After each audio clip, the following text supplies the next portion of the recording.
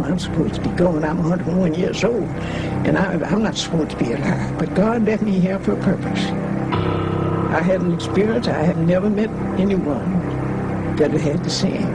We had a neighborhood barber shop, so I went over to get a haircut, and about 3 o'clock in the afternoon, and the barber was cutting my hair, and one barber said to the other one, said, "Hurry up and finish up on that kid's hair, and let's go down on the railroad tracks and see if we can shoot some niggers." We opened the window so we could hang out and look, and it smelled a terrible smell. Did they burn bottles? We opened the first crate and looked in, and there were the bodies of 3 black. We shut the lid down real quick and proceeded to go over to the next crate, which is much larger, and opened it, and there was at least 4 bodies in that crate. They were all just piled in there. That night, just about dusk, up on Reservoir Hill, which was just south of the house, there's a great big cross burning. And all these people up there it was a Klan, is what they were, because we could see them from our house. And they was burning this cross, and we could hear people crying and screaming.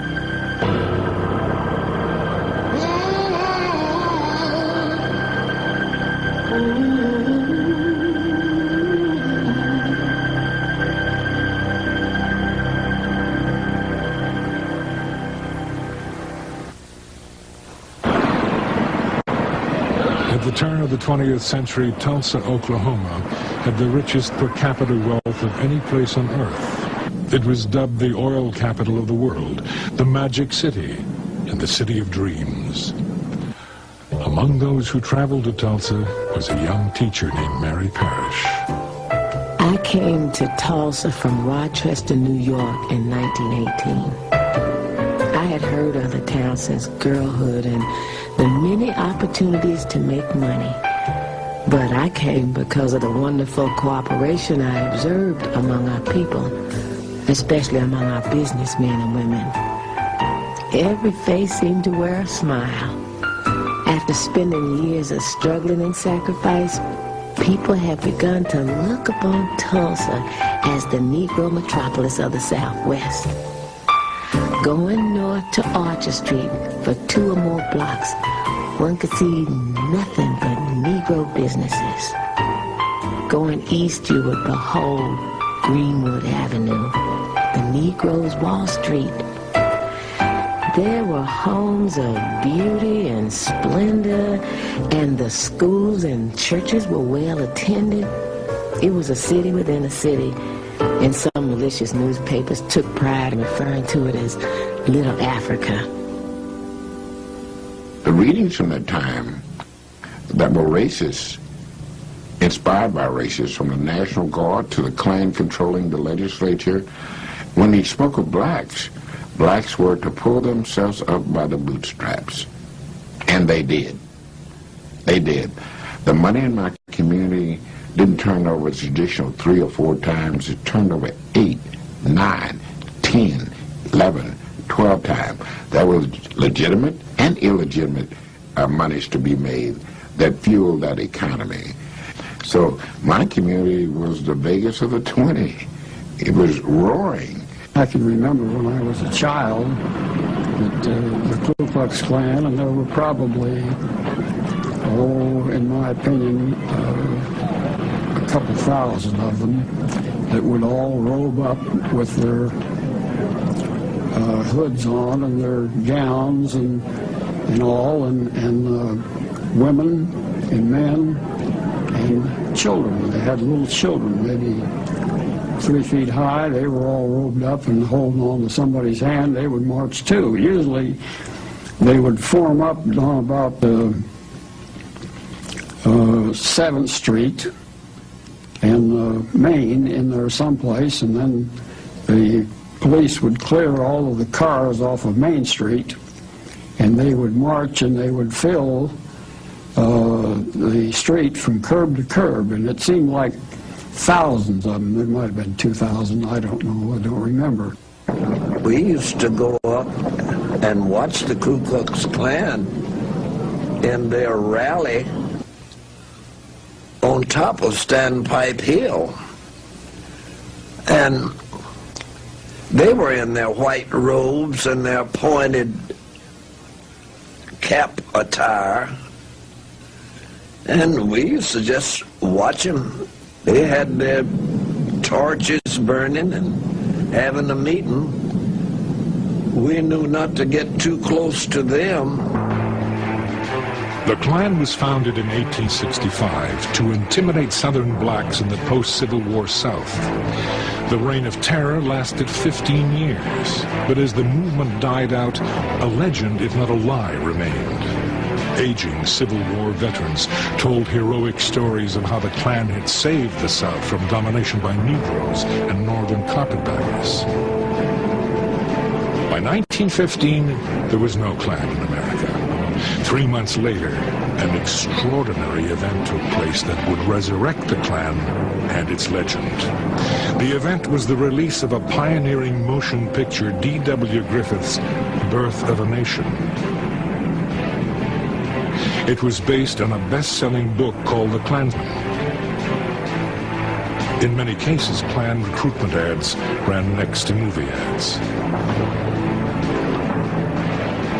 Birth of a Nation played to 50 million people, approximately half of the population of the United States.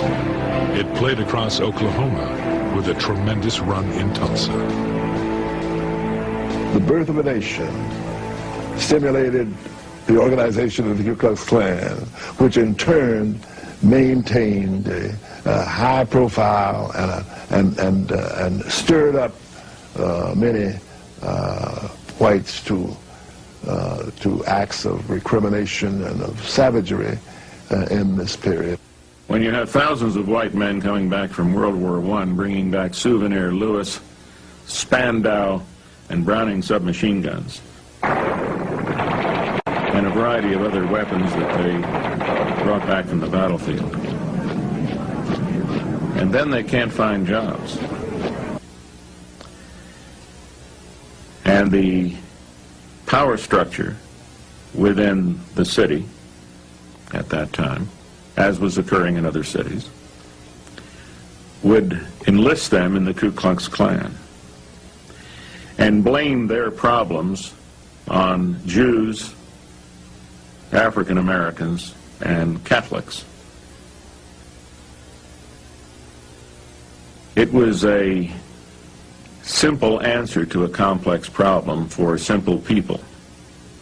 Meanwhile, they could stand in downtown Tulsa and look at the mansions in Little Africa, in the Black Wall Street, and seethe.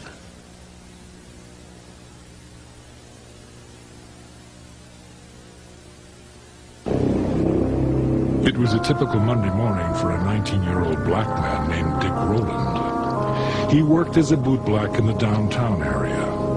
Because there was no restroom facilities, Rowland had permission to use the restroom on the top floor of the Drexel building. In order to reach the top floor, he had to use the elevator. Dick Rowland didn't look down when he went to get on the elevator, and therefore, because of the unevenness of the two floors, he stumbled. He started falling, and he reached out to break his fall and touched his operator, and she hollered rape. And so they arrested, the police came and arrested Dick Rowland about 10 o'clock in the morning, And that afternoon, the Tribune came out and told what happened in the Blue Building. And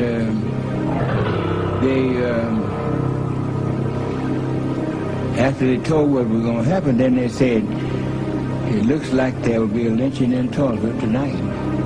The newspaper described Roland as Diamond Dick and told of an attempted assault upon a poor orphan girl who worked as an elevator operator to pay her way through college. The article said that she had scratches on her hands and face. In fact, she was not an orphan. She had deserted her husband in Kansas City and had been served with divorce papers in Tulsa 2 months before. And she was neither scratched nor had torn clothes. The real incident isn't the incident in the elevator. The real incident is what happens over at the offices of the Tulsa Tribune, which was the city's daily afternoon newspaper. And we know there were a couple articles in it that talked about what happened at the Drexel. One was a front page article that said something like "Nab Negro for attacking girl in elevator." But there was a second article, might have been an editorial, that we think was called "To Lynch Negro Tonight." We don't know really what it said, but we do know from white sources, from black sources, from government officials and others, that there was an article there suggesting that a lynch mob should gather downtown and to lynch Dick Roland. Talk of a lynching was prevalent throughout the city, and by evening, white crowds began to form around the courthouse. A burning cross was visible on Standpipe Hill, which overlooked North Tulsa and Greenwood. The sheriff took the elevator to the jail, located on the top floor of the courthouse, and set up a barricade. In Greenwood, it was believed that a lynching was imminent, and mob rule without legal consequences was not without precedent in Tulsa. A few months before, a lynch mob had taken accused killer one Ray Belton from the Tulsa jail. A mile-long procession of cars escorted him to a tree on a county road where he was lynched. Local police officers directed traffic. 3 months later, in the town of Holdenville, 70 miles away, a white mob took a black man from the county jail, hanged him from a telephone pole, and riddled his body with bullets. He was accused of attacking a white woman. In Wagner, 30 miles from Tulsa, another lynching took place. A white man down in Wagner, Oklahoma, had asked a colored girl for sex, and she told him her price. He had sex and he didn't want to pay her. He didn't pay her. She took out a knife and cut his throat and killed him. So they arrested her, they lynched her, and then they drug her body up and down the main street of Wagner, Oklahoma. And the Negroes in the community had decided there will not be a lynching in Tulsa, Oklahoma. In Oklahoma, it is not considered a crime for a man to kill a Negro. In recent years, there have been many lynchings in Oklahoma. There is yet to be chronicled the instance where any individual has paid a legal penalty or where an officer has been removed from office for failure to protect the life of his prisoners from criminal violence. It is perfectly safe at any time and at any place for any considerable number of men together to take a prisoner from the hands of an officer and inflict the penalty of death. Harlow's Weekly, June 1921. Most of the news that people received came from their newspapers. It's incredible to look at the content of those newspapers and realize that it was a constant barrage of articles appearing concerning lynchings of black people. This was over and over and over again. In fact, 2 black people a week were being lynched in America at this time. The evening being a pleasant one, my little girl had not retired but was watching the people from the window. Occasionally she would call to me, "Mother, look at the cars full of people." I would reply, "Baby, do not disturb me when I read." Finally she said, "Mother, I see men with guns." Then I ran to the window and looked out. There I saw many people gathered in little squads talking excitedly.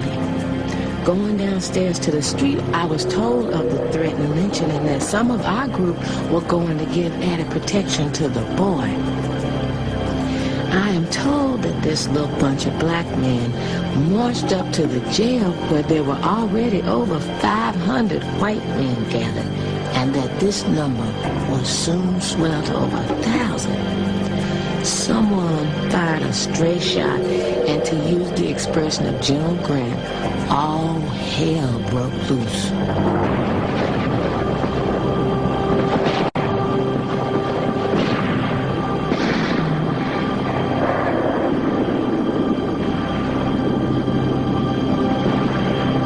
The first one was shot on Main Street, right in front of the biggest picture palace. His falling brought the crowd to a halt. They just stood and looked at him. 3 or 4 ambulances clanged down to the place, but the crowd turned on them and showed their guns. One said, "Don't touch the blankety blank." The ambulance workers didn't quite know what to do, so they turned off their engines and just stood there, blocking the street. Then there was a whoop a block away. Some of the Negroes had tried to organize and get their friend. The crowd surged forward, trampling the man on the sidewalk who was about dead. He lay, writhing on the sidewalk under a billboard from which smiled winsomely the face of Mary Pickford, America's sweetheart.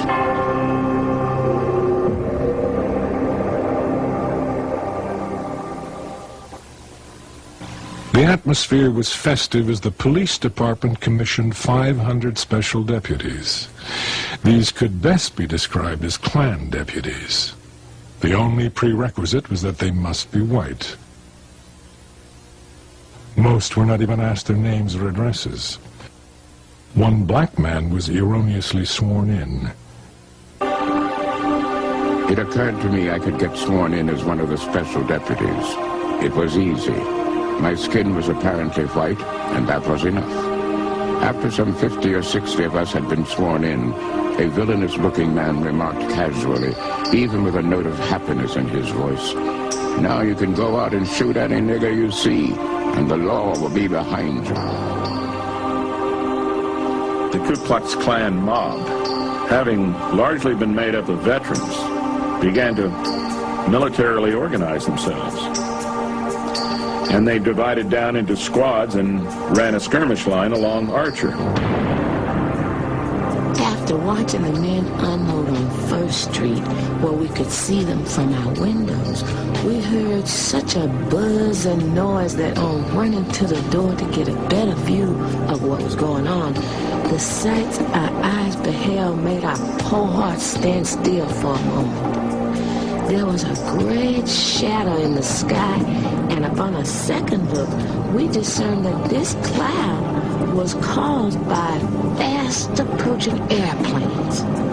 It then dawned upon us that the enemy had organized in the night and was invading our district, the same as the Germans invaded France and Belgium. Looking south out of the window of what then was the Woods building, we saw carloads of men with rifles unloading up near First Street. Then the truth dawned upon us that our men were fighting in vain to hold their dear Greenwood, Mary Parish.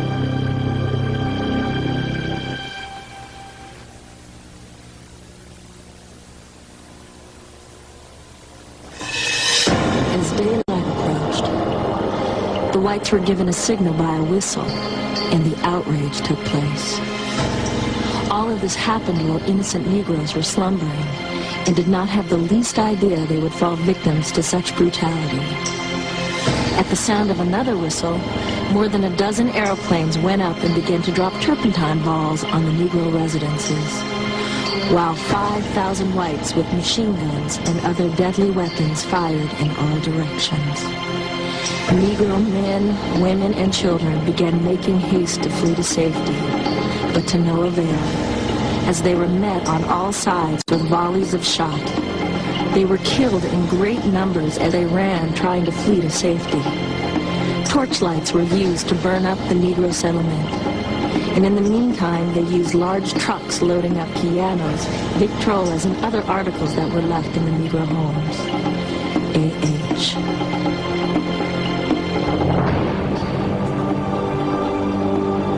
They backed truck up to the vacated Negro homes and loaded everything movable and of value. Every bit of money found on their persons was taken.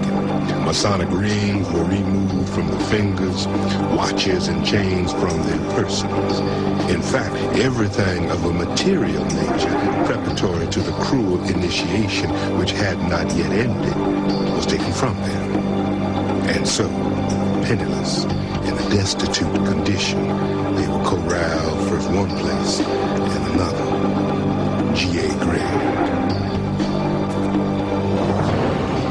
Once they framed that skirmish line, they marched into the north side of the downtown area, and they shot everybody they could find. They burned every home, but not before looting it first. They burned every business. They burned every car. They burned everything, systematically, block by block, house by house. They went all the way through the city. At the same time, the telephone lines were cut, the telegraph lines were cut, and the railroad leading into Tulsa was blockaded. There was no way to communicate what was going on in Tulsa with anybody else because it was very easy to cut the city off. And that's exactly what the mayor and the city commission and the Ku Klux Klan wanted, because it gave them the opportunity to clean out the entire African-American area of the city without being interfered with. And they were doing it very systematically. The mob would not permit firemen to battle the blaze. They looted stores and pawn shops for guns and ammunition, but they also took walking suits, tools, tires, and jewelry. Carloads of whites would occasionally venture into the black area, shooting indiscriminately. And I said to my mother, I said, Mama, we better get out of here because that white is really tearing up Jack. They're burning the places and killing people, and they're going to kill us. And we were sitting out and people kept running. They just open the gate and come on through and go on out the back. And Mama said, what are you people running for? And you don't know where you're going? They said, no, they're killing over and burning the town down over the hill. The technique varied with different groups of the mob. But the general procedure was to go up to a door and put a gun against the lock and blow it off. The flimsy doors would have smashed easily enough, but this was gun night. Once inside the cabin, everything breakable was broken. Trunks and bureau drawers torn open, pictures and telephones wrenched off the walls and trampled. They didn't often find anyone in the houses because by now the blacks were scurrying ahead of the horror out into the country beyond the town. But sometimes they did find someone with whom they dealt. When they had smashed enough, they scattered around a little kerosene and threw some lighted matches into the mess. If this particular cabin didn't burn well, it would be reset presently by the blaze of the one next door. The houses the mob set fire to without breaking in first were really the most unlucky, because sometimes there were people in them, panic paralyzed, people who didn't realize with all the noise and fright that the house was on fire, not until it was too late to get out. There's a black veteran who could not believe that this mob would kill a veteran. And as the mob got closer to his home, he put on his uniform and stood out in the front yard at attention. The mob killed him and burned his house. In a frenzy of destruction and violence, black corpses were tied to the bumpers of automobiles and dragged through the Greenwood district while bullets were fired into their bodies. Some bodies were hoisted on telephone poles. An elderly black couple was murdered returning from church. A white man mistaken for a black man was summarily executed. Enterprising entrepreneurs snapped pictures of the grisly scenes to be sold later as postcards entitled, "Running the Negro Out of Tulsa." Death had come easily. Even a defiant glance at a camera could result in instant execution. America's most renowned black surgeon and past president of the State Medical Association, Dr. A.C. Jackson, was shot by a white teenager as he held his hands above his head. He was not killed instantly. His body was thrown into a truck and he was dumped at the convention center, where after hours of suffering without medical attention, he bled to death. Cars began to drive slowly along our street. Cars driven by the sort of men who wear their caps backward, visors down their necks, probably not to interfere with their rifle gaze. And the niggers in these houses, they would shout. The gaping children were called in hastily from the curbs. Didn't seem a very educational sight, not a very safe one.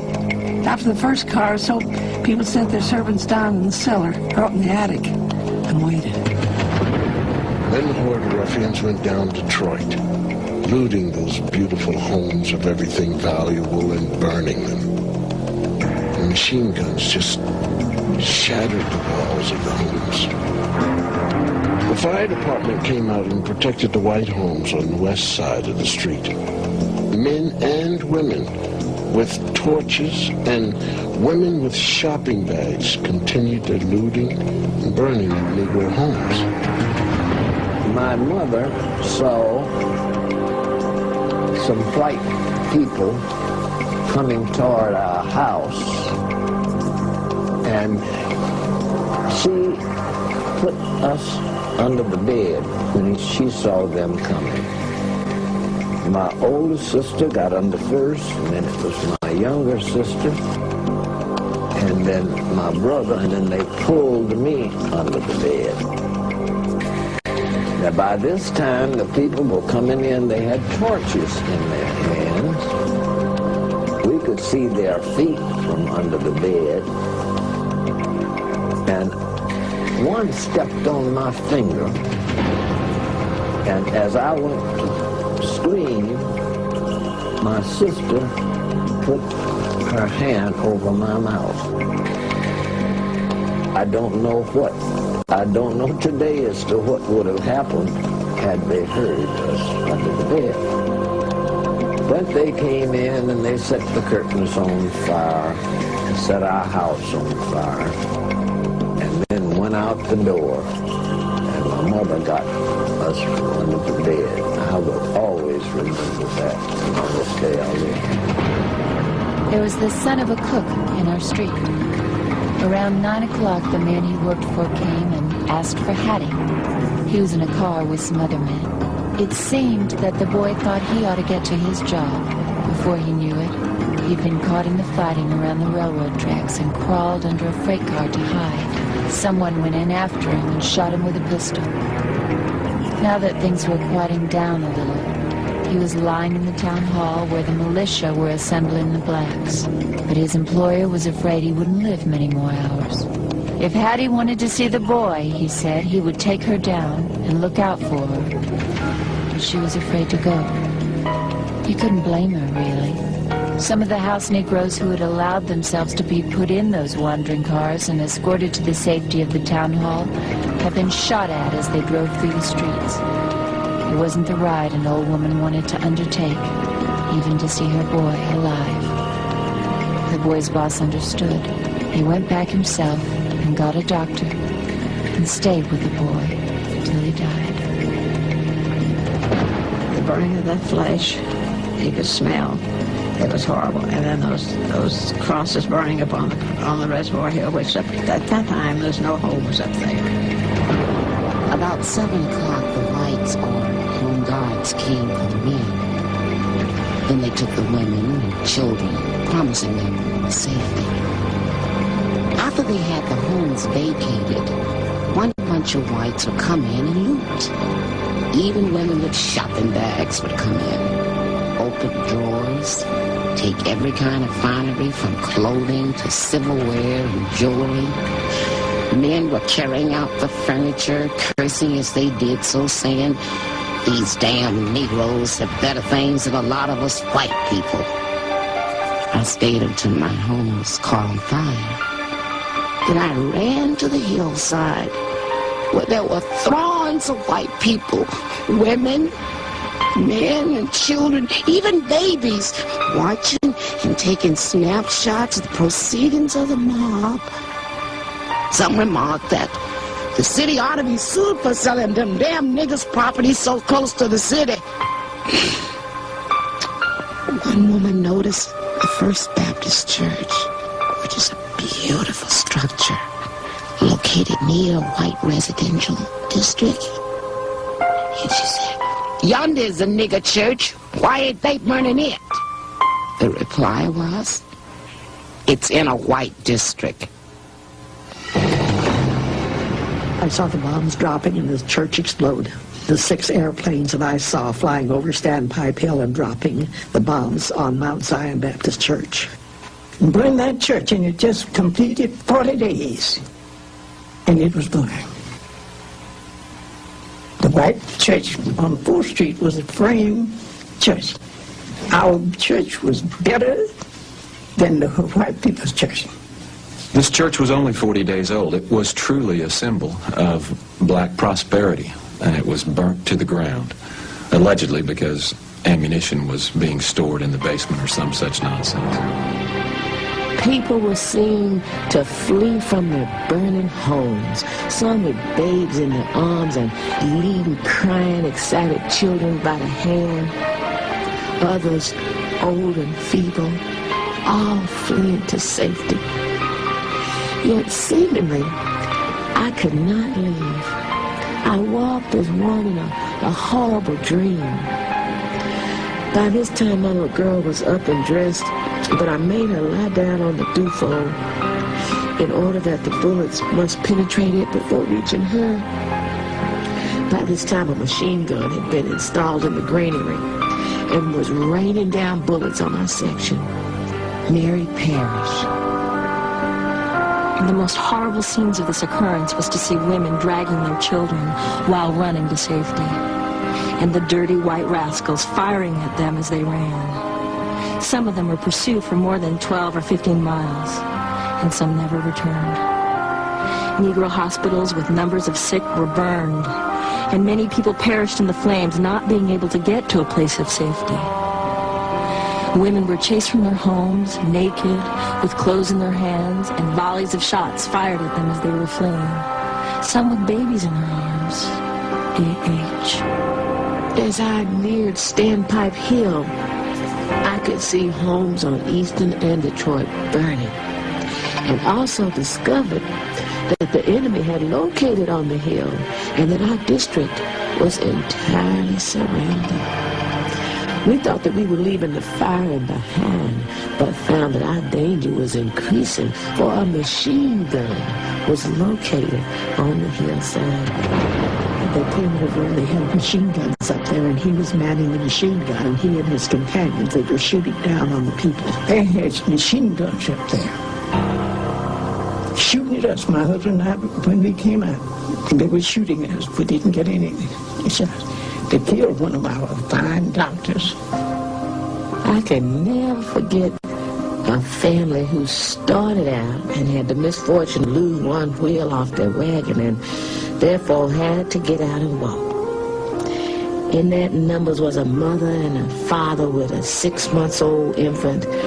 Such a fine and healthy baby.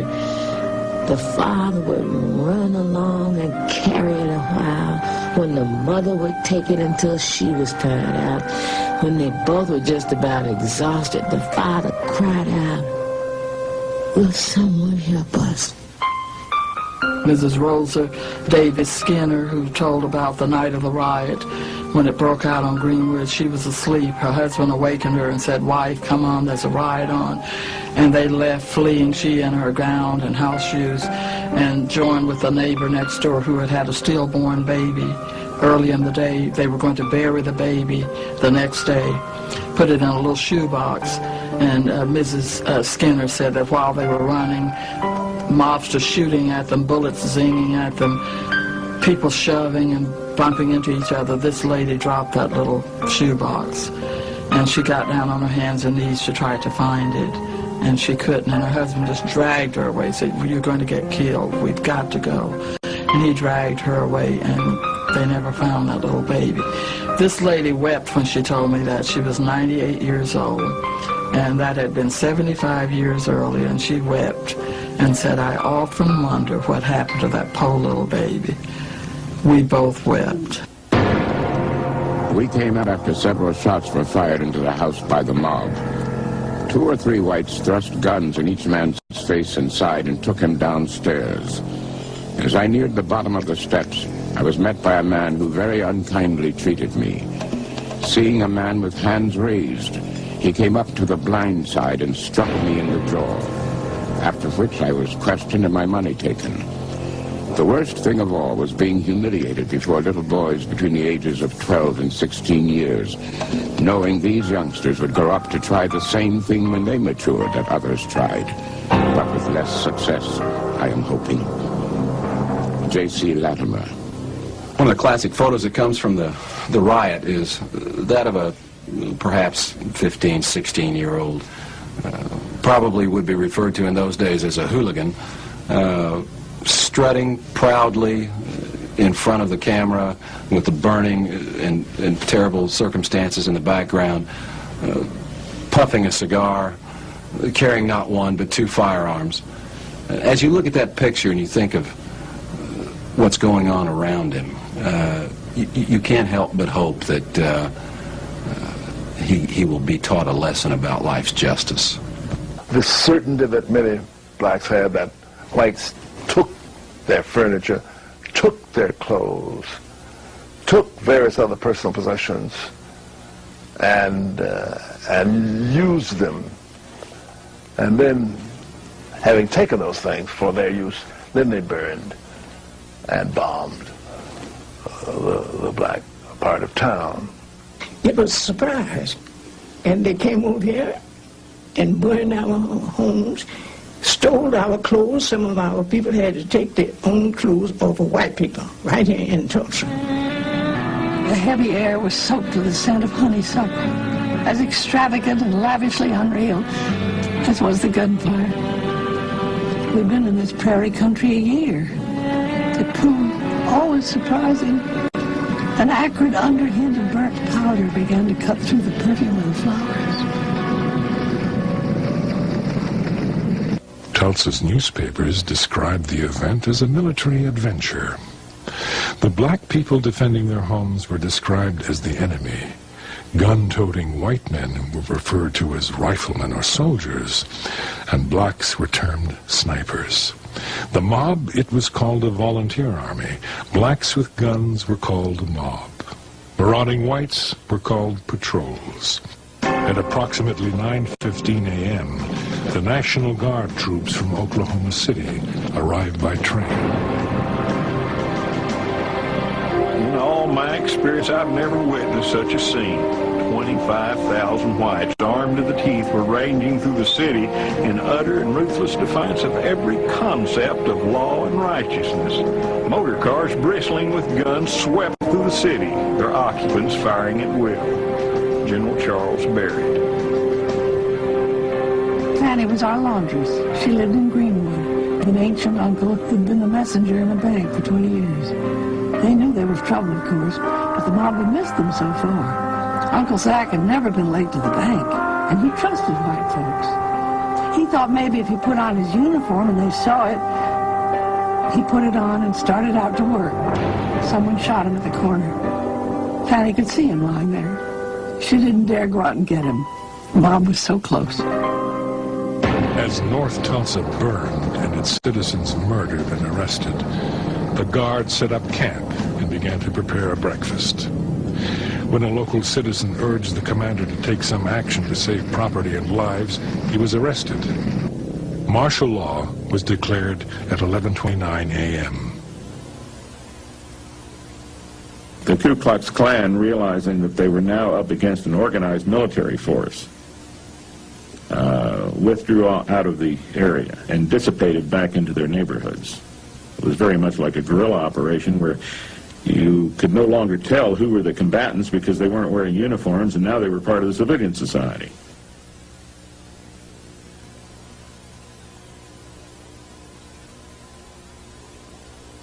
To Detention areas were set up at a local park, the convention center, and the baseball park. Every African American had to fill out and carry an identification card, which had to be signed by a white employer and approved by a local official. If approved, the prisoner was given a ribbon that he or she had to wear. The ribbon read, "Police Protection." Failure to wear the ribbon resulted in immediate arrest and confinement. A black person could only be released from detention if he or she was vouched for by a white person. About 11 o'clock, they took my invalid mother supposedly to the convention halls for safety. Upon entering the convention hall, I failed to find my mother, so I went in search of her. I found my mother at North Methodist Church. I tried to get a pass to send her away, but failed to get one. She remained unconscious for 2 weeks and passed away. I feel that this damnable affair has ruined us all. Carrie Kinlaw. We hadn't heard from my father. And although I was 6 years old, I remember quite well the anxiety that all of us felt. Where's my daddy? Where's my husband? Mother would say, and so forth. And so we had a period of agonizing waiting, and that was an awful, awful experience. And it was several days, I don't know how many, in the absence of telephones and radios and that sort of thing. We didn't know. We had no way of finding out. And so after what seemed to have been an endless period of time, we received a letter from my father saying that he was all right. He told us that he had been in detention at Convention Hall, and that he had nothing except what he had on his back. The prisoners, mostly women and children and the elderly, were marched through the streets with their hands above their heads. The stress, heat, and exertion resulted in the rise of premature births. Before the day was over, every black person in the city was killed, wounded, arrested, or placed in confinement.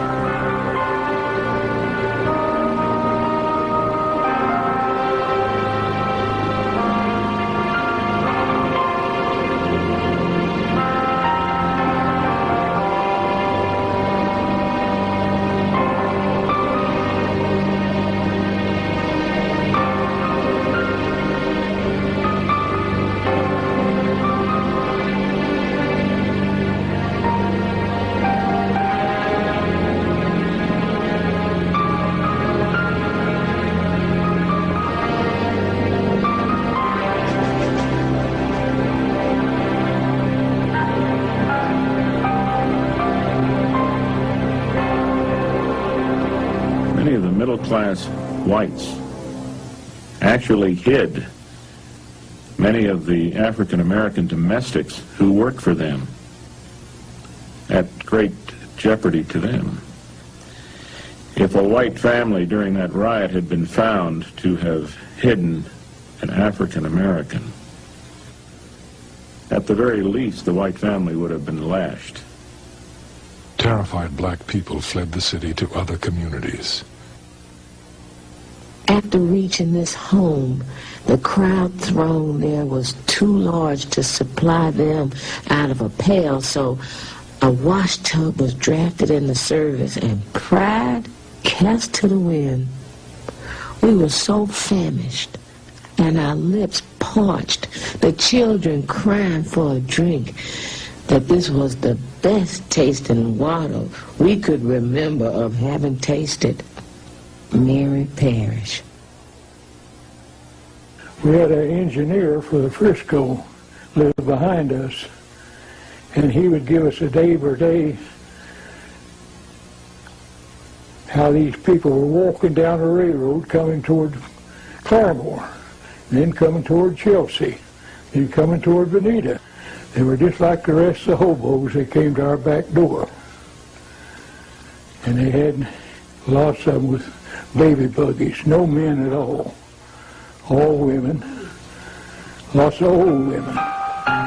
On and on we went toward the the section line, the crowd growing larger and larger. The question on every lip when a newcomer from town would arrive was, how far had they burned when you left town? After we had gone several miles, we began to see automobile loads of men with guns going east ahead of us.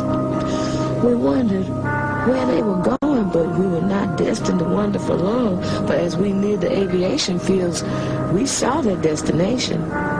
The planes were out of the sheds, all in readiness for flying, and these men with high-powered rifles were getting into them. As we went further, we saw several men leaving the fields, going to the house, returning with guns, and heading towards Tulsa. After we had traveled many miles into the country and was turning to find our way to Claremont, we looked up the road and saw a race lady coming toward us. My lady friend and I went to meet her. She advised us not to try to pass through a little adjoining town. There was a group of black people that were trying to escape, women, children, and old people, like we were trying to escape from this thing. We're going up the railroad tracks that went by that hill up there in Collinsville. Said that a group of black people came by that hill trying to escape, and somebody thought that they were being attacked and invaded, and apparently they began shooting and killed a whole bunch of those poor folks. The airplanes continued to watch over the fleeing people like great birds of prey watching for a victim. Although we were over 13 miles from Tulsa, we could, at about 10 p.m., see the smoke rising from the ruins.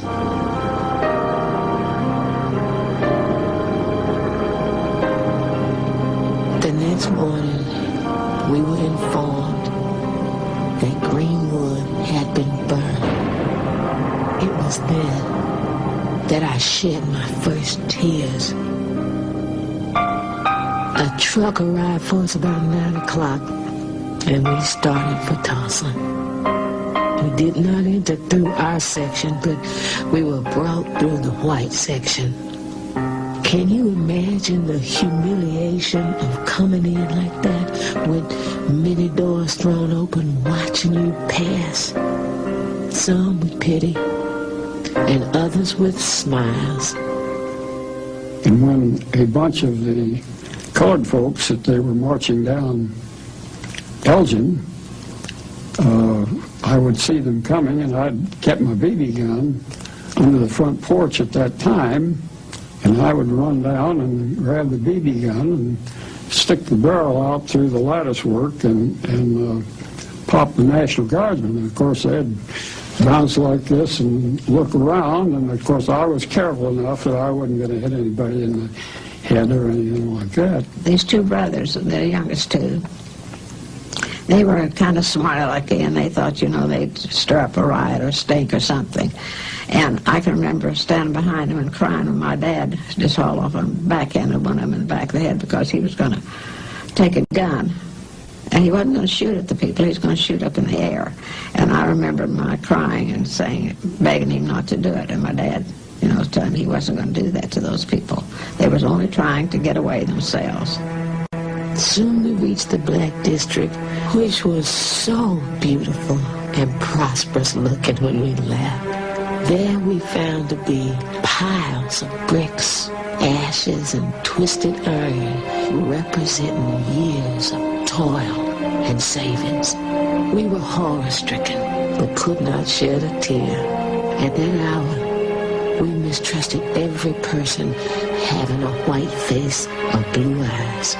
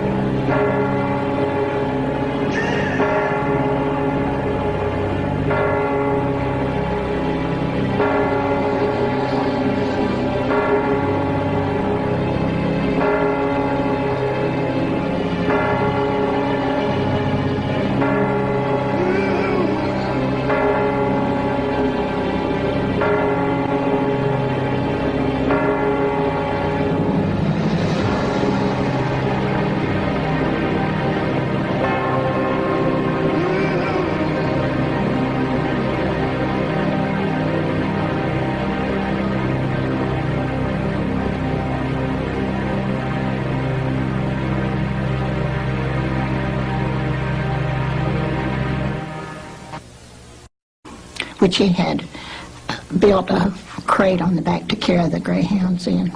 And he took that crate off when he left the greyhounds, wherever it was he left them, at some kennel or other, and just had a plain pickup truck. And the police saw his truck, and they told him to haul bodies, dead bodies, to wherever they were taking them. I don't know where they took them. And I saw these 2 truckloads of bodies, dead bodies. They were Negroes with their arms and legs sticking out, you know, through the slats. And it frightened me so, but I kept thinking of them in terms of dolls. On the top of the very, very top of the pile of bodies was a little boy just about my age, and his head flipped over like that. And he looked at me, his mouth was open, and he was in brown pants and a blue shirt, and just looked like he'd been frightened to death. And so I screamed that Jesse came in, but by that time the 2 trucks had passed on. After black Tulsans were incarcerated, curiosity seekers, looters, and souvenir hunters casually strolled through the smoldering ruins. Well, I had a friend, a girlfriend, and one day after the riot had subsided, or possibly was still, they were still protecting and giving the colored people sanctuary. Well, she came out and she had a package of spearmint gum, Wrigley spearmint gum. And perhaps there were 40 or 50 packages of gum in the little square box, about so square, maybe 2 inches deep. And she was passing the gum out to all the kids in the neighborhood. And of course we asked, where did you get it? And she said, oh, Daddy got it over in Niggertown, which was a clear indication that white people looted the colored people over in the Greenwood area. When they doubted about it, of course, we didn't think anything about it. We just took the gum and chewed it. Martial law was less than benevolent. Field Order Number 3 prohibited the holding of funerals at churches. But in reality, this prohibition pertained to black funerals only. White funerals went on as usual. Overnight, these people had nothing. And they had to start over again.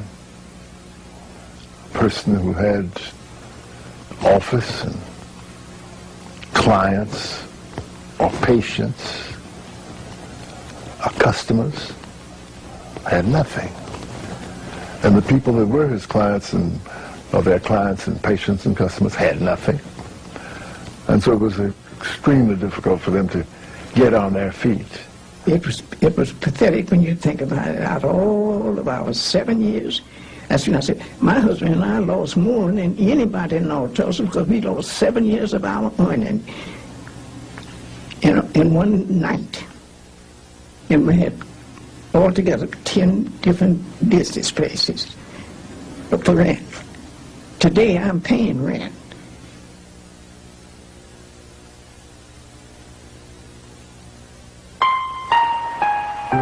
Few black Tulsans had insurance, and those who did had clauses which voided the policies in case of a riot. Those making a claim had to prove that the city or state government was negligent in protecting their property. An impossible burden because the victors had already begun to rewrite the history and insulate themselves from blame. An all-white grand jury placed the blame for the Holocaust squarely on the black population. Also blaming the black population was Tulsa's white churches, the Chamber of Commerce, and of course Tulsa's white newspapers. In this old nigger town, there are a lot of bad niggers, and a bad nigger is about the lowest thing that walks on 2 feet. Give a bad nigger his booze, his dope, and a gun, and he thinks he can shoot up the world. And all these 4 things were to be found in nigger town: booze, dope, bad niggers, and guns. The Tulsa Tribune makes no apology to the police commissioners or to the mayor of this city for having pled with them to clean up the cesspools in this city. Tulsa Tribune, June 4th, 1921. incredibly, after all the yellow journalism that had been published at the time about the incident and prior to the incident by white-owned newspapers, the one indictment returned by the grand jury of a newspaper was against Mr. A.J. Smitherman, one of the most influential black citizens in Tulsa, owner of a black newspaper. And that comes after his offices, his newspaper offices, were destroyed and burned in the riot. He left Tulsa and never returned. Cities across America offered assistance, but Tulsa officials turned down all the offers under the guise of handling the problems themselves. From a tin-room and basement modern brick home, I'm now living in my coal barn. From a 5-chair enamel barber shop with 4 workmen and a porter to a razor strap and a folding chair on the sidewalk. Didn't have one thing left and never received a dime. Up until this day, there's never. And it ought to be added in order that it ought to be made pay. Even the children have suffered. Our children have suffered because their parents lost everything they had, and the children weren't able to get along, and they were doing fine. The Red Cross took donations and performed an admirable job with little help from government officials. Returning to the Red Cross headquarters, I found rows of women, men, and children waiting their turn to receive clothing, such as was obtainable. And the thing that I could not understand was why these innocent people who were helpless as babes were placed under guard. Nevertheless, heavily armed guards were all around the building. Some were kind and manly. Others were beasts dressed in uniforms. I went upstairs into the clothing room in a quest of a change of clothing for my little girl.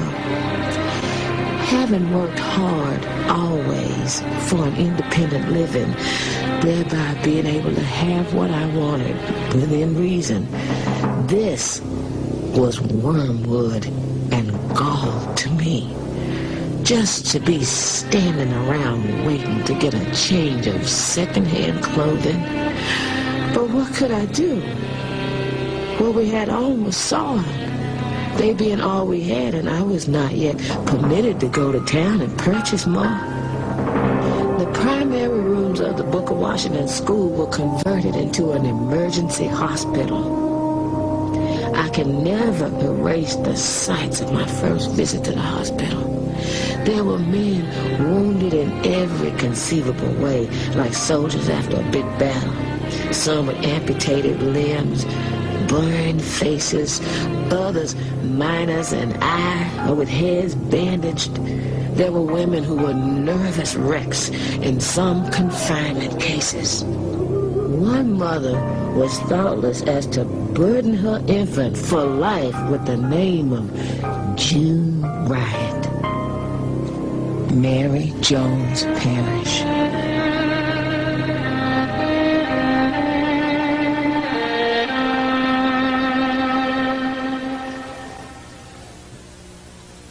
$1,400 claims were made by black citizens for their losses during this riot. Not one, not a single claim was ever paid, any of these black citizens, for their losses.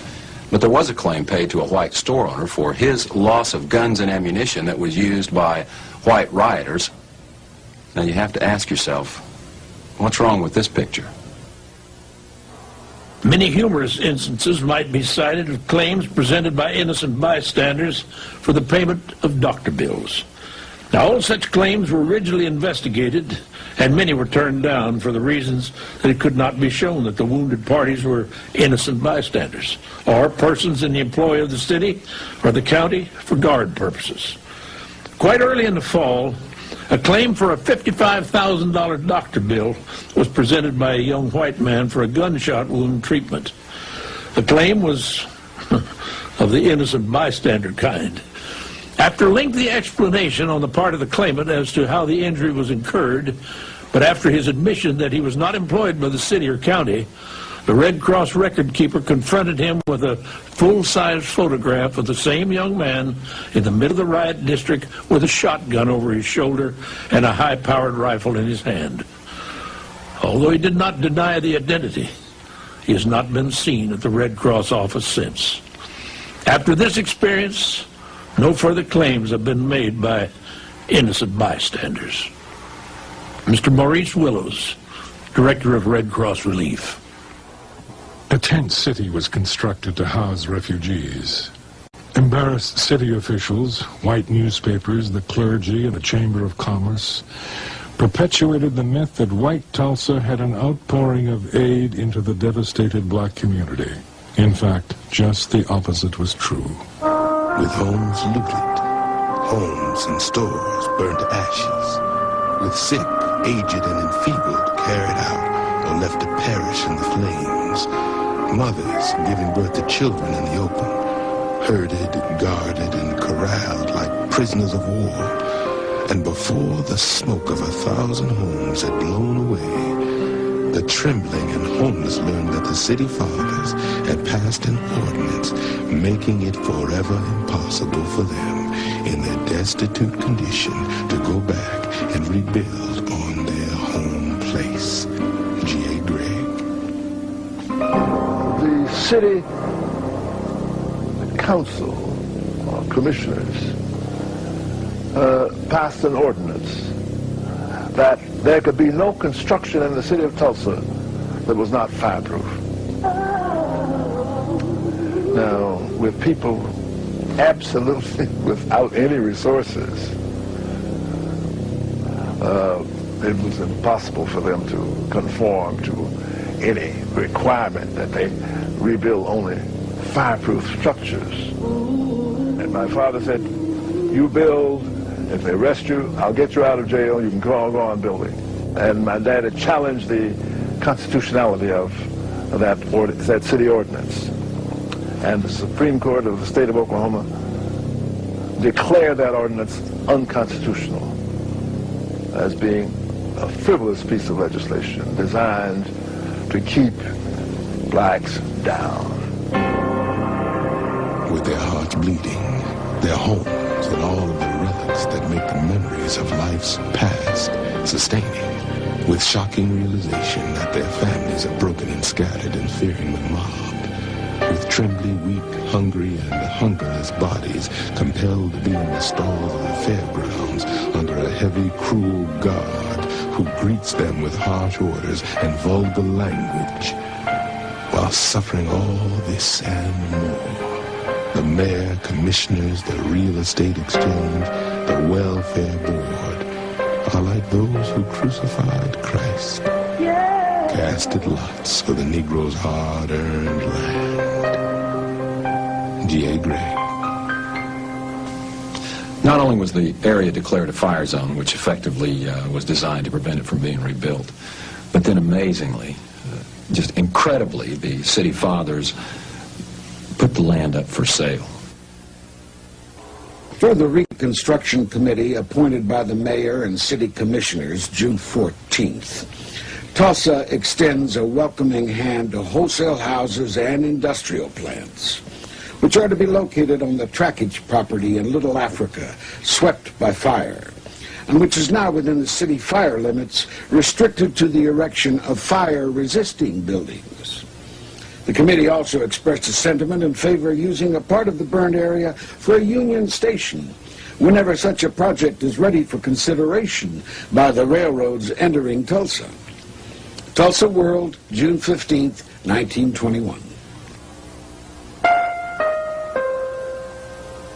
In order to help people get in touch with their loved ones who were anxious to hear from them, Mr. Theo Bowman, the Oklahoma Sun, succeeded in getting out a little daily paper.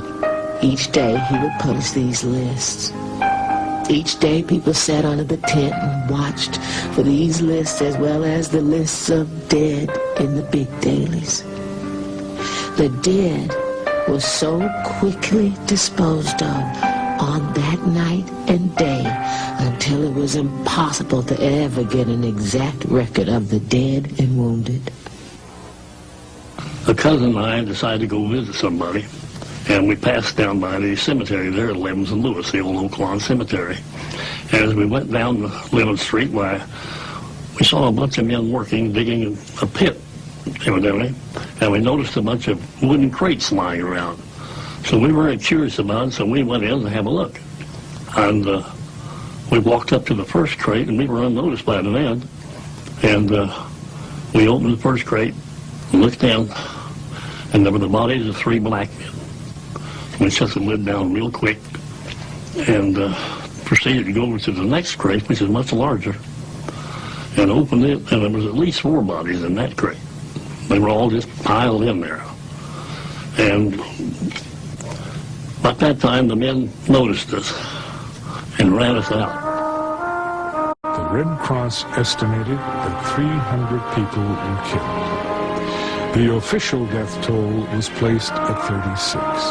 Terrified witnesses told of bodies being disposed of at city incinerators, the Arkansas River, and local strip mining pits. When one witness was asked about the difference between the Red Cross totals and the city's official count, the reply was, there is no statute of limitations on murder. I had a friend of mine named Bill Wilbanks, who at that time was a captain in the Tulsa Police Department. And he called me and he said, would you come down to the police academy? I'd like to show you something. And I said, sure. And I dropped down to the police academy, and he was cleaning out some files. And underneath the bottom drawer were several pieces of paper that were clipped together with a rusty paper clip. With the rusted paper clip rusted to the paper, the papers had not been separated in years. What you had was a description of casualties that were what we later referred to as KIAs. And there were 300 plus on these 6 pieces of paper. There is absolutely no question in my mind that of all of the horrible race riots we've had in this country, Watts, 1968, Detroit, 1942, none of them have even approached the casualty levels of Tulsa of 1921. There was definitely a cover-up or a suppression of the material. For example, the article, the inflammatory article, "To Lynch Negro Tonight," has vanished, disappeared. It's not in the Oklahoma Historical Society, it's not in the newspaper archives. In the microfilming of the Tulsa Tribune records, it's been excised and can't be found. Now, some people would and have said down through the years, why research this, why bring it up? It can do no good. And in fact, there has been some threats of real danger and possible harm to those who would explore the situation and would look at it again. I'm not so sure that in many minds, black and white, that the cover-up was helpful in gaining some equilibrium. Whites need to be comforted that they had done no wrong. Blacks need to be comforted that no new wrong could happen to them. So, but those two things companioning themselves created this conspiracy of silence. 1,200 homes were destroyed. Another 320 were looted. Over 4,000 people were left homeless, and over 1,000 spent the harsh winter in tents. No one was ever imprisoned for his or her actions. Charges against Dick Rowland were dismissed. No one knows what happened to him or the elevator operator.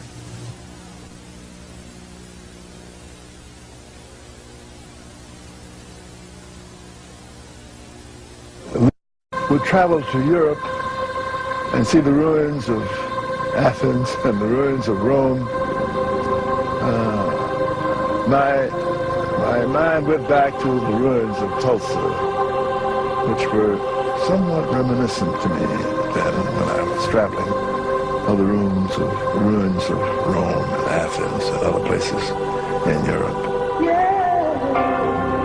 A big, beautiful Christmas tree was placed in front of the Red Cross Relief Headquarters. Now imagine, if you can, this huge tree brightly standing in the middle of a district which had once been comfortable homes, but now filled with little ones and little two-room wooden shacks.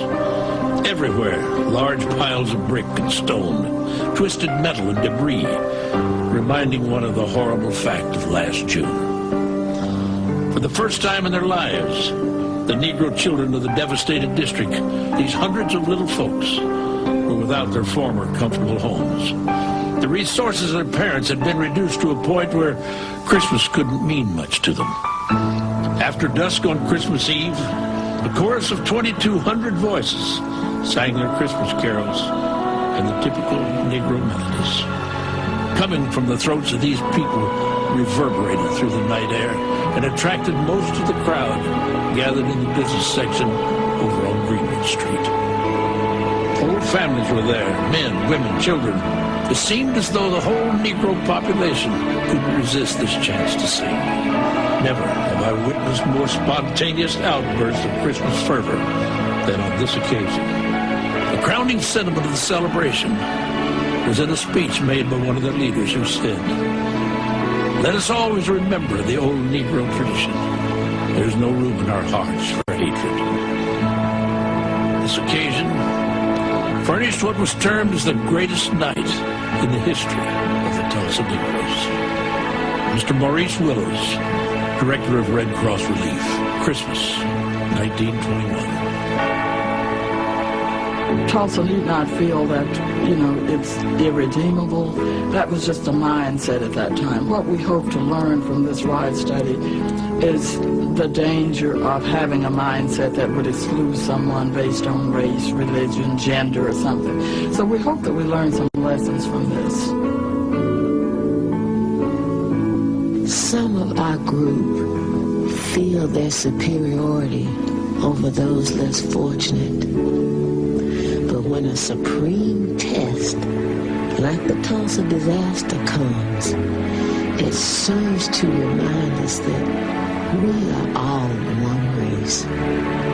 That human fiends, like those who had full sway on June 1st, have no respect of person.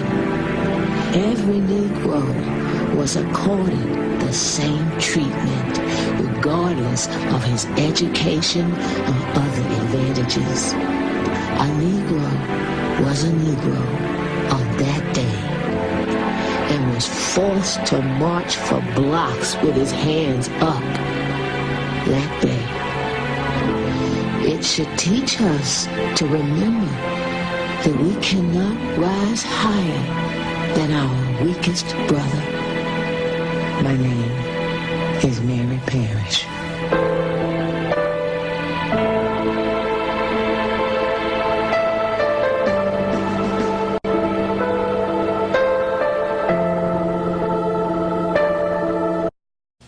In 1921, one of the most devastating massacres in U.S. history took place in Tulsa, Oklahoma.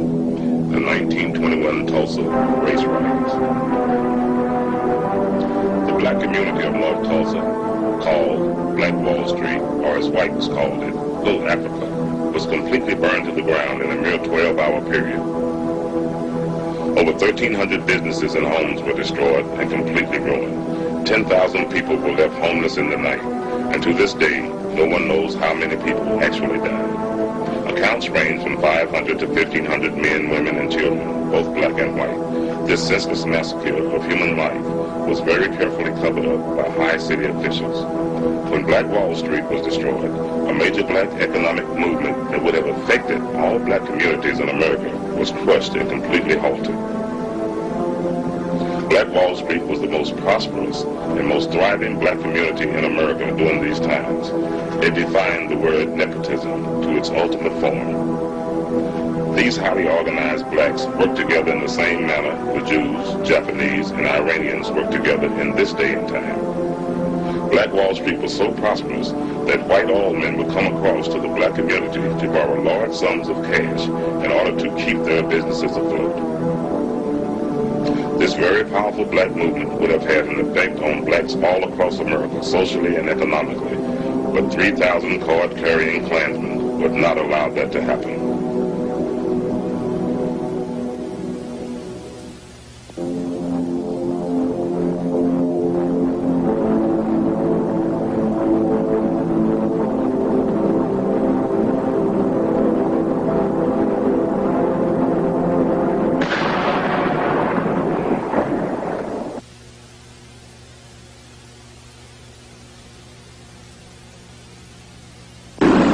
What you're about to witness will astound you. It will most likely affect you very deeply, no matter what race, creed, or color you are. And just maybe, this film will make us all take a second look at our fellow man and not hate him or her because of the color of their skin.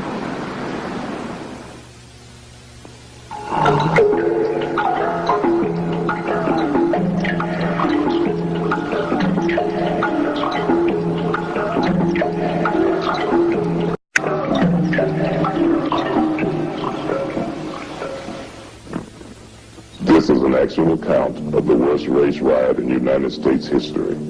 It's not a pretty story, and it's not being told for its shock value or to reopen old wounds. This material is presented because it happened 70 years ago to another generation whose story is pertinent to this contemporary generation. The true facts were completely covered up and kept from the American public.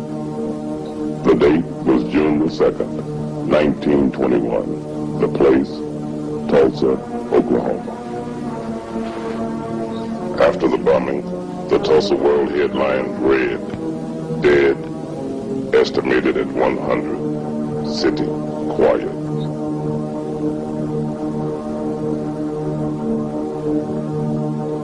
One of the bloodiest race riots in the nation's non-military history had begun. The spark for the tender was ignited on Monday, May 30th, 1921. Here's the story.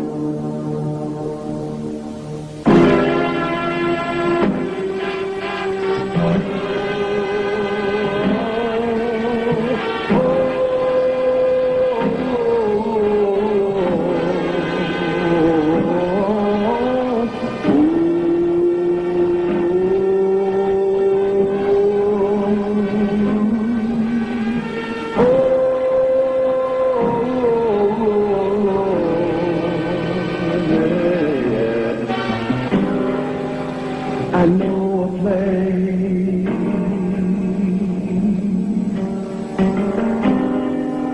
that was sure to go.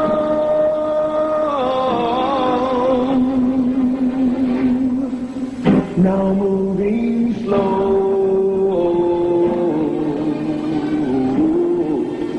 nowhere to go.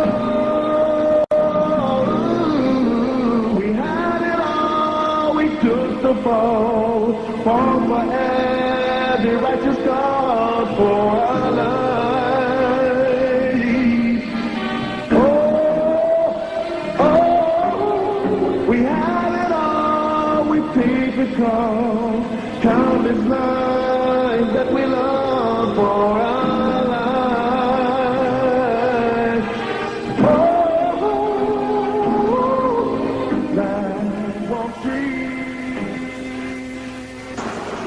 During the early 1900s, Archer Street was intentionally designed to divide the city's north from the south side of Tulsa.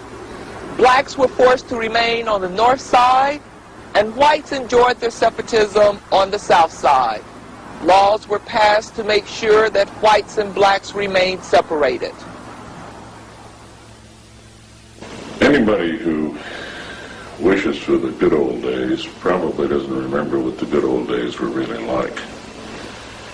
Because in 1921, the nation suffered from coast to coast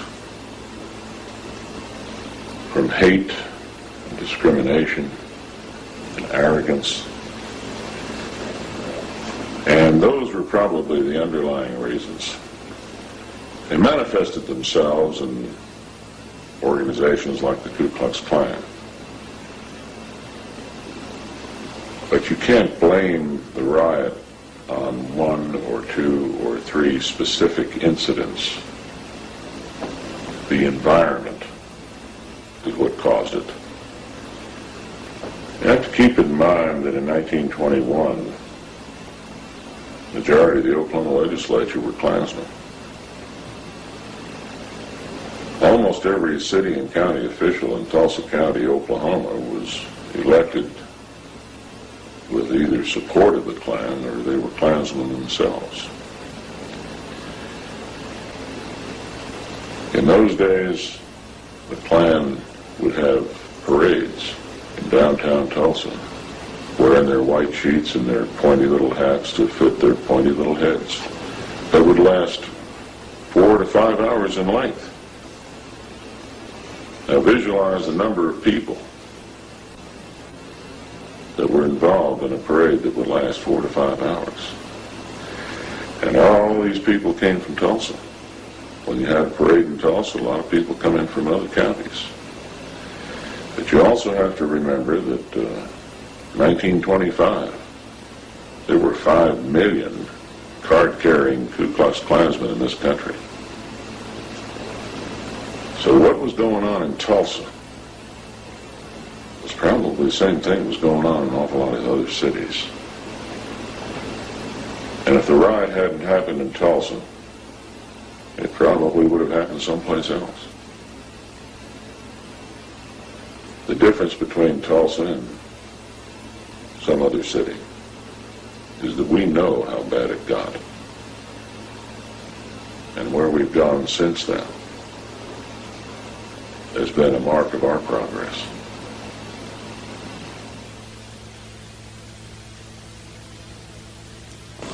As I sit here, I wonder, with blacks fighting for equal rights and integration in other parts of the United States at that time, was it really a good idea for blacks living in Greenwood to integrate? What happened by 1921 was not so much what happened on the black side, but what happened on the white side of the city. Because you had a lot of veterans coming back from Belleau Wood and Chateau Thierry and the Argonne Forest, and they couldn't find jobs. And a lot of these were white, uneducated, lower economic class folks. And when they came back to Tulsa, the Klan milked that resentment that they held for those black, prosperous businessmen. And the Klan did the same to them that the Nazis did in Germany in 1933. As a matter of fact, it's kind of interesting. You can make an analogy here that is historically profound. We had a microcosmic experience with the Nazis. The Nazis in Germany in 1933 blamed the Jews, and they persecuted the Jews, and they segregated the Jews, and they created ghettos for the Jews. And that's how they built their power, but they built their power on the disenfranchised and the disenchanted Germans.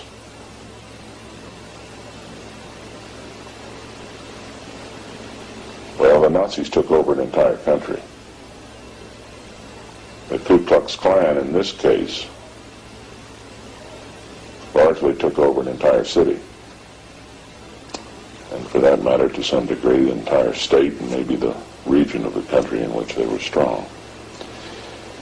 But they played on the hate and the fear and the envy and the jealousy of many of these whites who had felt that the country owed them something because they had fought in World War I. And here you have blacks who possibly didn't fight in World War I and were very prosperous.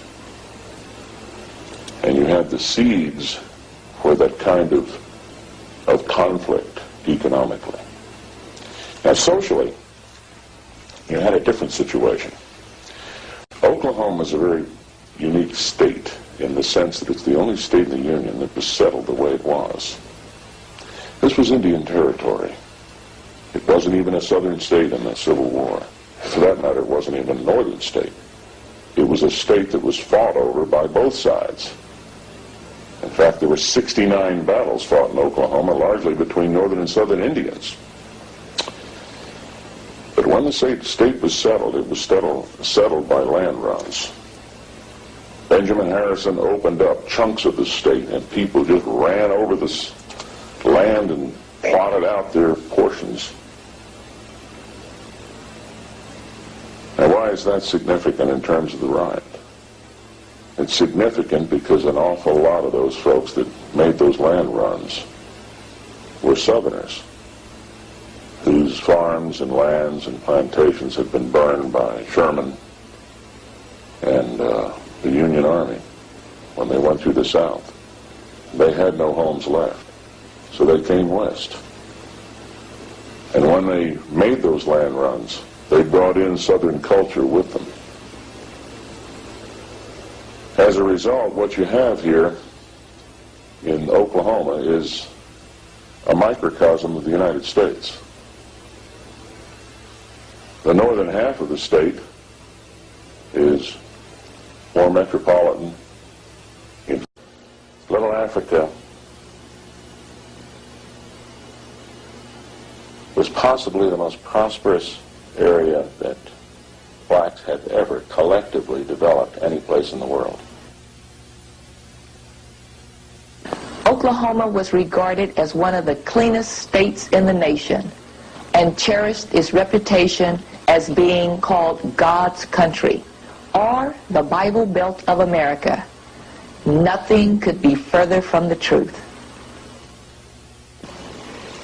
Well, as I first stated, my husband predicted this that Sunday night at church.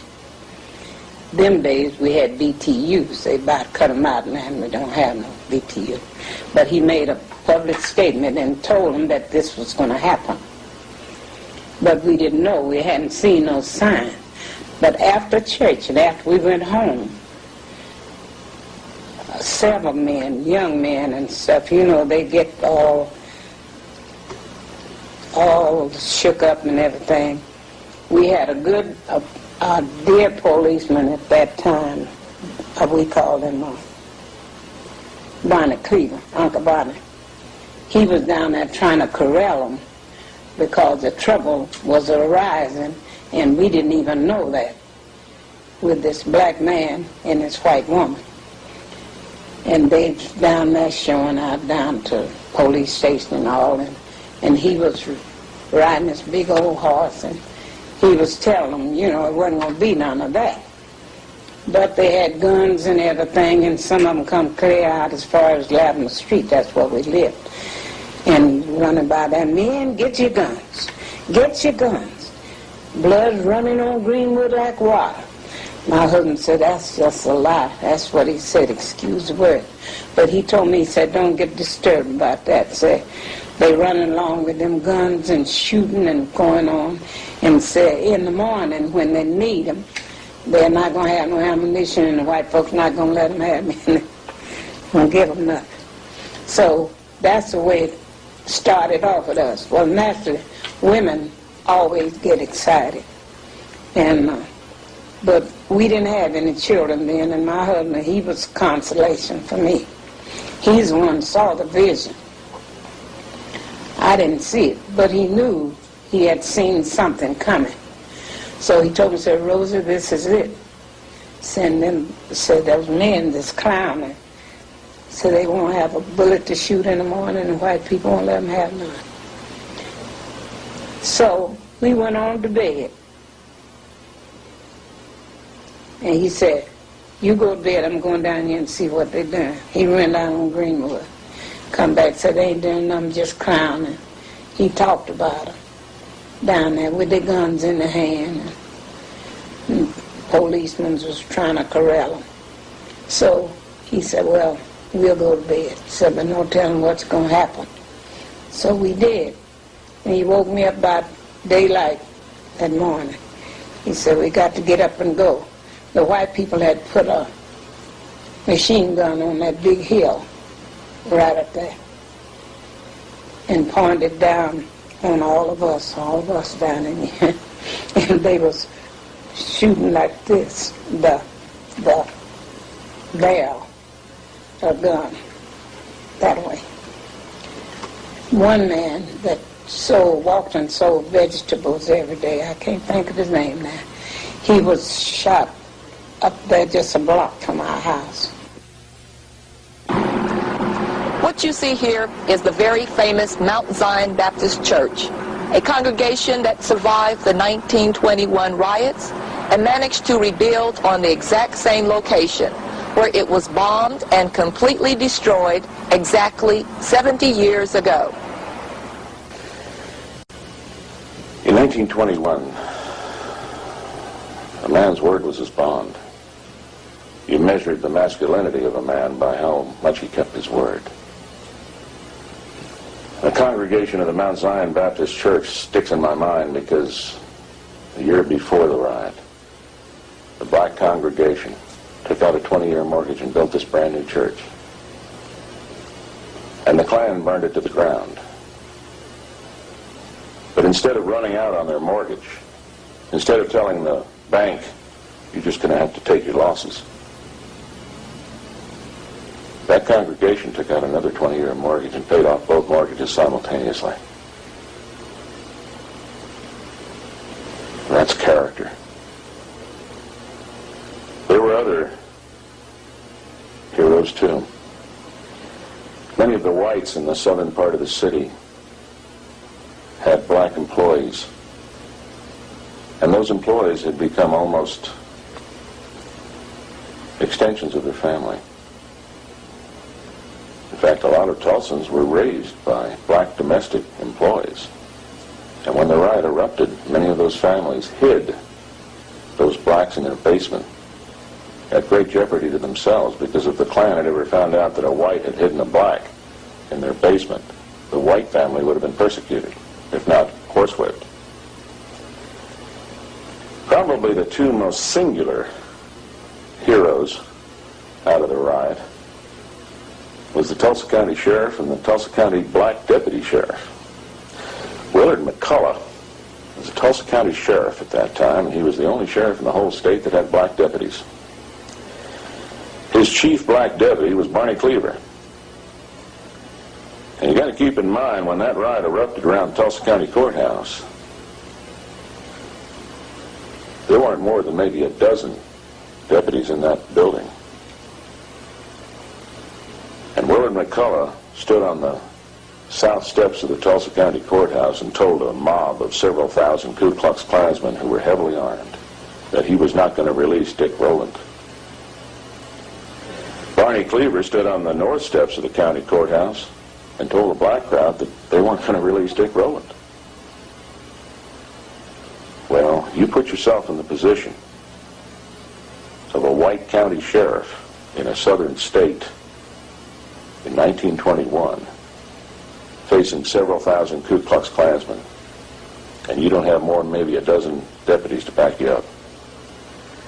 And Barney Cleaver's on the north side of the courthouse telling a black crowd the same thing. I don't know much about Barney Cleaver or Willard McCullough before or since then, but I can tell you this. On May 31st, 1921, they maybe earned the right to become world-class cops. My husband told me, said, we got to go. And I said, no, I don't want to go. I don't want to go out there. He said, yeah, you got to go. See, remember, he had told the people he couldn't hardly get me out of the house. So I gave him a little argument about it, but I had to go. And I just had on my barefoot sandals and had a head rag on my head. And he said, let's go. We can't stay here. He said, we got to keep moving. So he got out there and he went to preaching to the people. See, we was very thickly settled in on both sides of the streets. And all the houses was burnt down on my side, on this side and that side, but two houses, my house and another. All the rest of them was burned down. See, all of the people, every chance they got, they would stick fire to the house. And all that fire was burning, and folks was hollering. Some of them were running.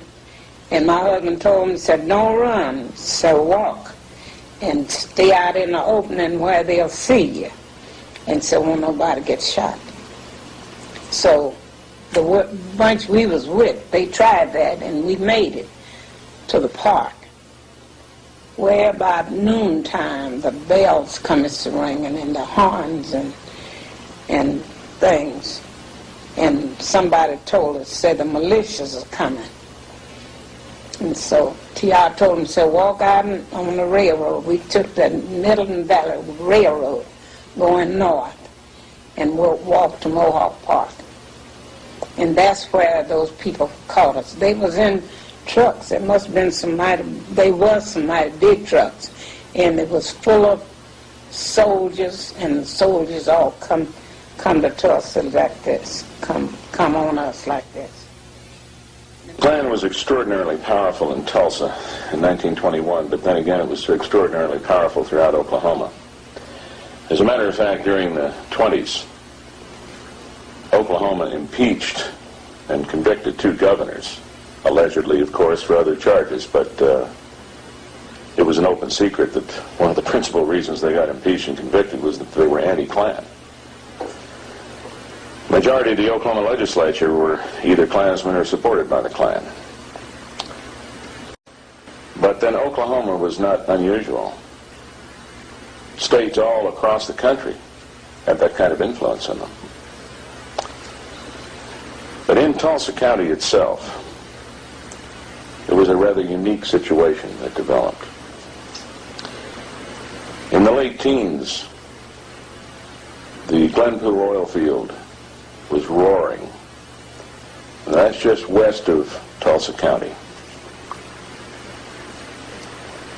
An awful lot of money poured into the city. And the whites, who were the big oil men, lived on the east side of the Arkansas River. The roughnecks who worked the rigs lived on the west side. Well, there wasn't enough housing on the west side, so a lot of the roughnecks would come over to the east side and live in rooming houses on 12-hour shifts. A lot of people said that was due to the housing shortage. A great degree it had to do with the working cycle of a roughneck on a rig. Because roughnecks worked 12-hour shifts on rigs. The point here is that a lot of the money that poured into Tulsa, that helped build Tulsa into the beautiful city it became, was also poured into the Ku Klux Klan. And the Klan became extraordinarily well financed. With that sound financing that they received from those oil men who were sympathetic to the Klan and who were, in fact, effectively manipulating the lower white economic classes to their own benefit, the Klan in Tulsa had a lot of money to do a lot of things that other Klan claverns didn't have that kind of support to do. For example, they had a building, a headquarters, here in Tulsa. It was called Beano Hall.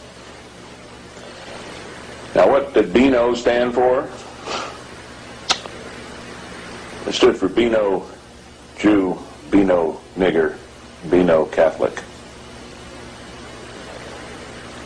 I think it's ironic that Beano Hall eventually evolved into a pig barn before it was finally torn down.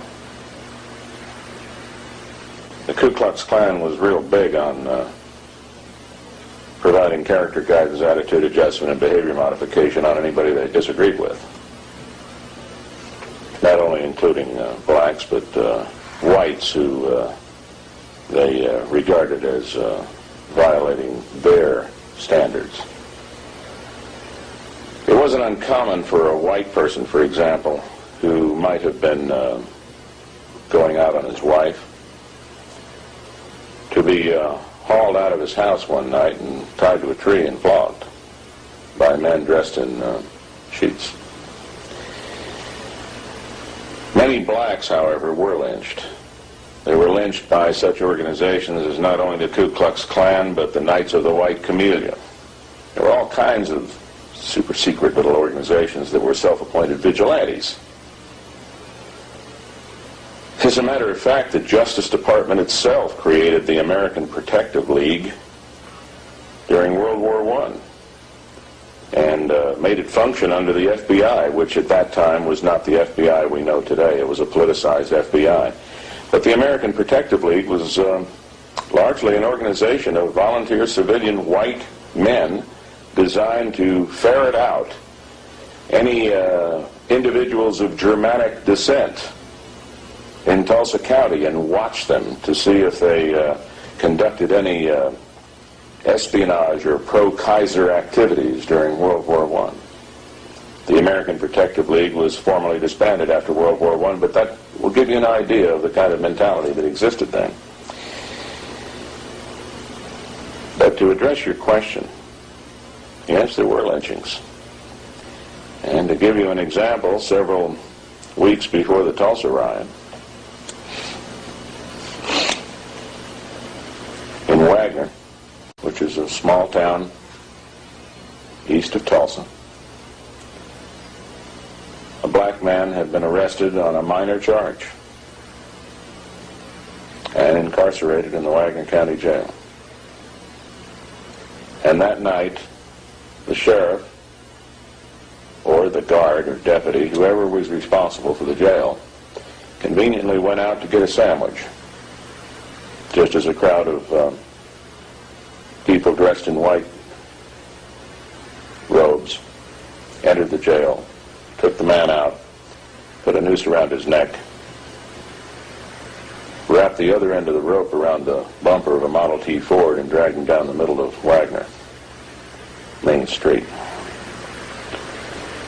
And that sort of thing didn't just happen in Oklahoma. That sort of thing happened across the country. There were many lynchings before the riot, and I'm sorry to say there were many lynchings after the riot.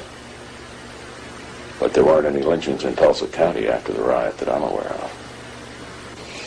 The men come throwing away the guns, holes in the trash. Every time I think about them men throwing them guns away, I laugh about it. As bad as it was, they was just throwing them away. They didn't want them white men to see them with no guns.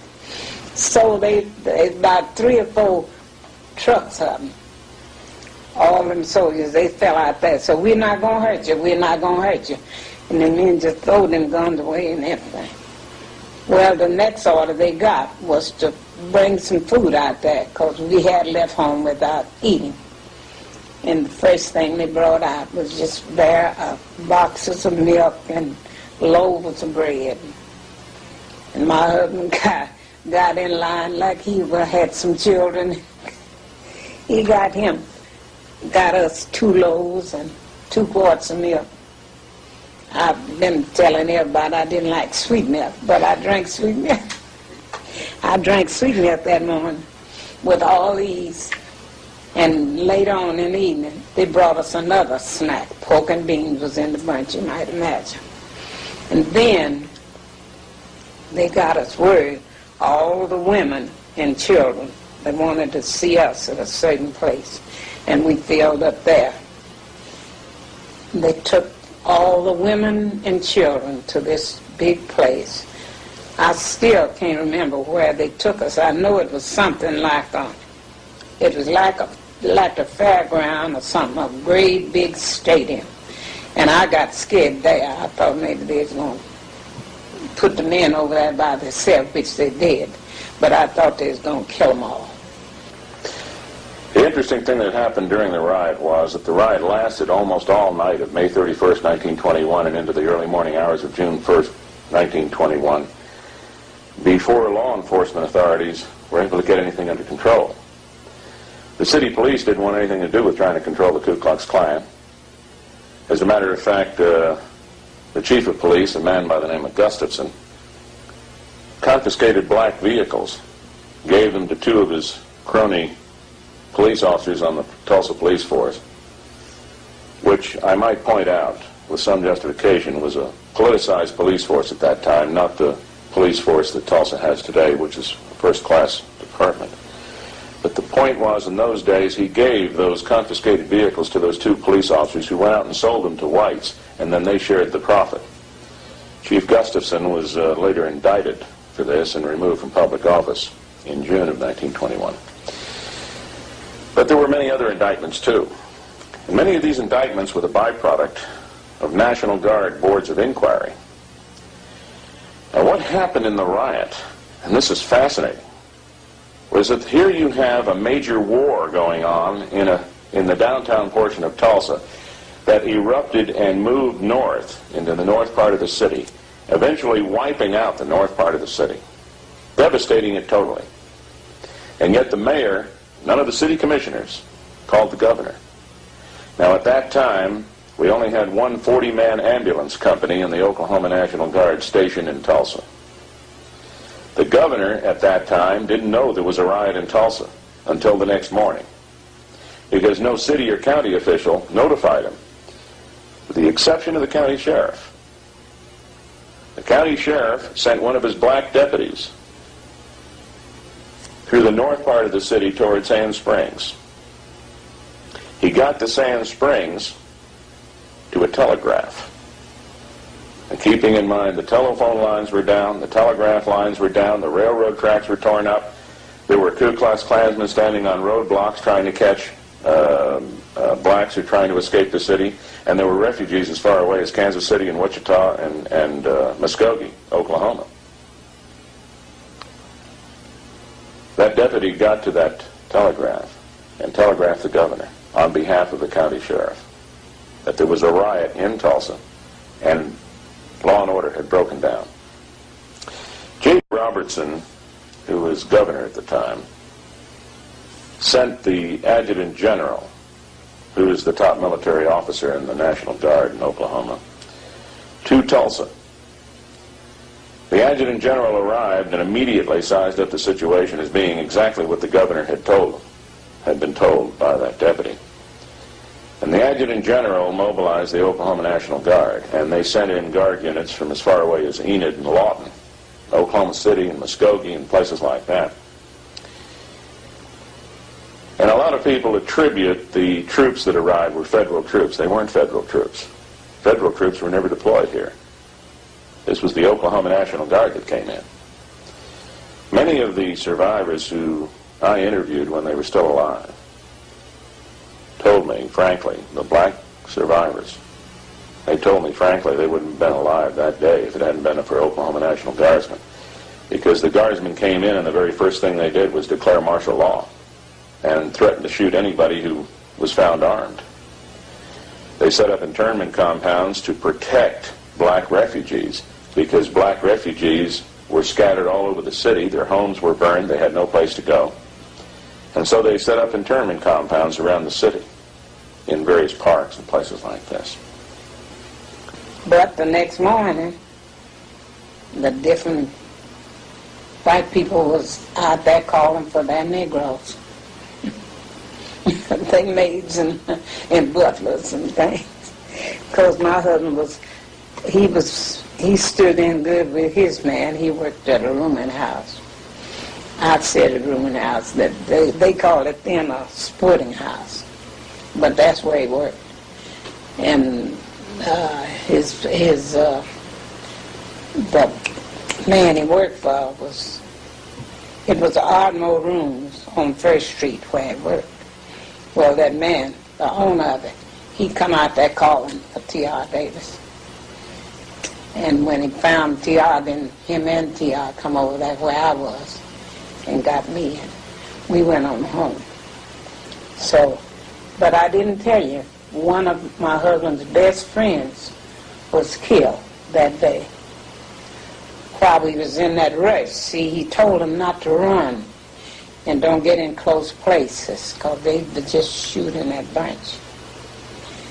This fellow was named Willie Lockett. He and my husband were great friends, and T.R. said to himself, "Where are you going, Willie?" He said, "I don't know, man, so I'm just going." And he was on a horse, and they said this was one of their favorite horses of the Lockett family. So I told him to be careful and stay out in the open. But he was killed that day. Every single insurance company that had a policy covering any kind of damage to homes or commercial businesses or industry cut and ran on their insurance policy because a riot wasn't included. The federal government and the state governments didn't have programs in place to compensate citizens for being the victims of a breakdown of law and order. So effectively, the citizens who lived in Little Africa took the entire loss. The problem was that when we're talking entire loss, we're talking everything. There was no FDIC then. They might have had their money in a bank, and if the bank was burned and the money stolen, there was no way to recoup it. Jewelry stores in Little Africa were stripped clean. Furniture was taken out of homes. Everything was gone. And the homes were burned to the ground. So when we're talking about refugees, we're talking about refugees that had nothing left except what they carried on their back. Yes, it was a good friend of mine. She and her husband, they gave birth to a little baby that night, and you know, I guess they didn't have nothing to put it in because there wasn't no conveniences. They put it in a shoebox, newborn baby. But some people, you know, some people that day, you couldn't stop them from running. We had to walk because that was our safest way. But these people were running, and it seemed as though that they set this box down where this baby was, and to rest because people got awfully tired, and they couldn't find it. It was stillborn, already dead. But they didn't want to throw it away. They wanted to take it home and then have it filmed. But they didn't get to. And there were so many things that taken place that day. Now we lost our best doctor the next morning. But they told me that he stood somewhere there in one of those buildings down by where that little three-corner place is on Greenwood. You know, it's a ruined house on that side, and you know, something like that on this side, and then the brickyard. Well, they said he stood along there, and he just mowed quite a few of them down. There were witnesses that an airplane crossed the black community by air and something was thrown out of it. There were explosions. The problem is that you don't have a cause and effect direct relationship, because Tulsa was piped by natural gas in those days, as it is today. And many of the homes were already burning. So from a more precise perspective, there isn't hard proof that a plane came over the black community and dropped bombs on the black community. However, there have been a couple of things we've been able to establish.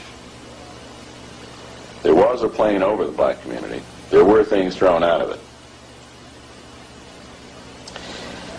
There are some interesting conclusions you can reach from some available evidence. First, it wasn't a government plane. There were only about a half dozen planes in the state at that time that belonged to the government. There was no Air Force then. The Air National Guard didn't exist. And there were about a half a dozen biplanes at Fort Sill. None of them took off the ground during this period.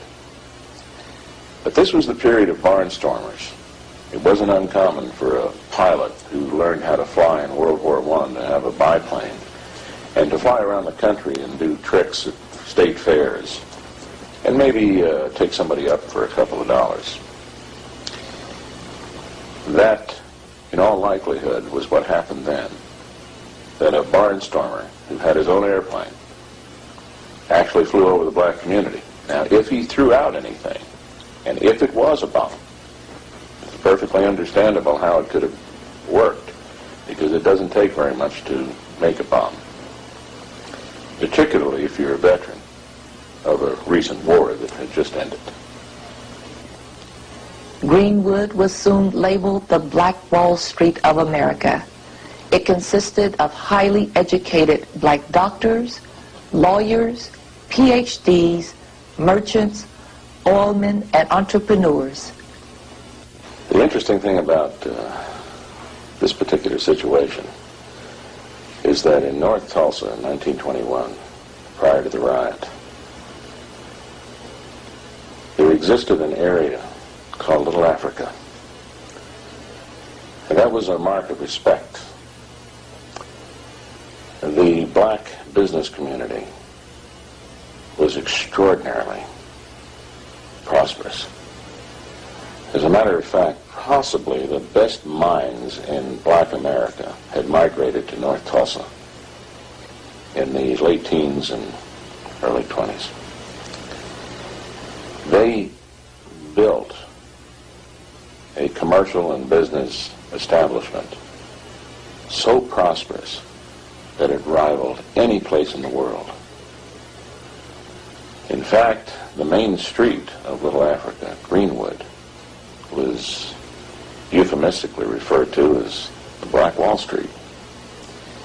There were millionaires that lived there, and some of the architecture of some of the old homes in North Tulsa today represent that particular period.